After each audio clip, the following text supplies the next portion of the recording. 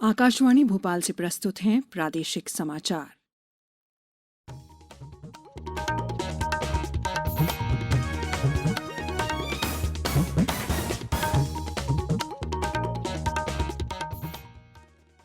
नमस्कार।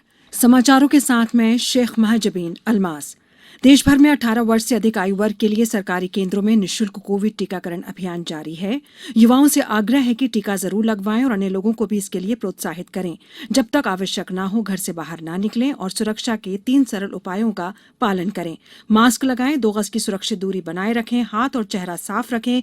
कोविड संबंधी जानकारी और मार्गदर्शन के लिए राष्ट्रीय हेल्पलाइन नंबर 011-2397-8046 और 1075 पर संपर्क करें। प्रधानमंत्री नरेंद्र मोदी ने कहा है कि देश के बंटवारे का दर्द कभी नहीं भुलाया जा सकता, क्योंकि उन्माद में हुई हिंसा और घृणा के कारण लाखों भाई बहन विस्थापित हो गए थे और अनेक लोगों ने जान गंवाई थी। श्री मोदी ने कहा कि हमारे लोगों के संघर्ष और बलिदान की याद में 14 अगस्त को विभाजन विभीषिका स्मृति दिवस के रूप में मनाया जाएगा। उन्होंने कहा कि हम कामना करते हैं कि बंटवारा विभीषिका स्मृति दिवस मनाने से ये समझने में मदद मिलेगी कि सामाजिक विभाजन और दुर्भावना के जहर को जड़ से खत्म करना आवश्यक है, क्योंकि तभी एकता, सामाजिक सद्भाव और मानव सशक्तिकरण की भावना सुदृढ़ होगी। राष्ट्रपति रामनाथ कोविंद 75वें स्वतंत्रता दिवस की पूर्व संध्या पर आज राष्ट्र को संबोधित करेंगे। आकाशवाणी के सभी केंद्र और दूरदर्शन के सभी चैनलों पर हिंदी में शाम 7 बजे से इसका प्रसारण होगा। हिंदी प्रसारण के तुरंत बाद अंग्रेजी भाषा में इसका प्रसारण होगा। हिंदी और अंग्रेजी में प्रसारण के बाद दूरदर्शन के सभी क्षेत्रीय चैनल प्रादेशिक भाषाओं में इसका प्रसारण करेंगे। आज राष्ट्रपति और रक्षा मंत्री के संबोधन के कारण हम शाम को प्रसारित होने वाला समाचार बुलेटिन 7 बजे के स्थान पर 6:05 से प्रसारित होगा। इसी तरह कल 15 अगस्त को सुबह का बुलेटिन 7 बजे के स्थान पर 6:45 से प्रसारित होगा। आकाशवाणी अपने श्रोताओं के लिए आजादी का सफर आकाशवाणी के साथ कार्यक्रम की शुरुआत कर रहा है। इसका प्रसारण 16 अगस्त से आकाशवाणी के सभी चैनलों पर होगा। 5 मिनट की इस प्रस्तुति में प्रसिद्ध स्वतंत्रता सेनानियों और प्रमुख ऐतिहासिक राजनैतिक घटनाओं का प्रसारण किया जाएगा। इसे हिंदी में सुबह 8:20 पर और अंग्रेजी में सुबह 8:50 पर प्रसारित किया जाएगा। राज्यपाल मंगूभाई पटेल ने स्वतंत्रता दिवस के 75वें अमृत महोत्सव के पावन अवसर पर देशवासियों को बधाई और हार्दिक शुभकामनाएं दी हैं।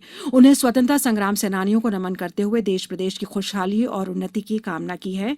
राज्यपाल ने प्रदेशवासियों से कहा कि स्वाधीनता के सेनानियों के सपनों का देश बनाने में हमें आजादी के मतवालों के समान सर्वस्व अर्पण की भावना के साथ एकजुट होकर विकास के लिए कार्य करना होगा। ग्वालियर में नगर निगम के दफ्तर पर आज राष्ट्रध्वज लगाते समय हाइड्रोलिक लिफ्ट अचानक टूट गई। इस हादसे में लिफ्ट पर काम कर रहे 3 कर्मचारियों की मौत हो गई, जबकि 3 लोगों के घायल होने की खबर है। घटना की सूचना मिलते ही ग्वालियर प्रवास पर आए जिले के प्रभारी मंत्री तुलसी सिलावट भी तुरंत महाराजबाड़ा पहुंच गए। मुख्यमंत्री शिवराज सिंह चौहान ने भी इस दुर्घटना पर शोक व्यक्त किया है। देश का पहला वाटर प्लस शहर घोषित होने के उपलक्ष्य में आज इंदौर में शाम 5 बजे से शहर में स्थापित किए गए एसटीपी प्लांट कान्हा सरस्वती नदी के घाटों पर दीप प्रज्वलन किया जाएगा। इसके साथ ही सार्वजनिक शौचालय पर सजावट व कम्युनिटी के सदस्यों का सम्मान भी किया जाएगा। आजादी का अमृत महोत्सव के अंतर्गत नेहरू युवा केंद्र द्वारा आज आगर मालवा में आयोजित हुई फ्रीडम रन की शुरुआत स्थानीय विजय स्तंभ से हुई। मुख्य चिकित्सा एवं जिला स्वास्थ्य अधिकारी ने हरी झंडी दिखाकर फ्रीडम रन को रवाना किया। इसमें युवाओं ने पूरे उत्साह से फ्रीडम रन में हिस्सा लिया। दौड़ का समापन छावनी स्थित गांधी उपवन में हुआ।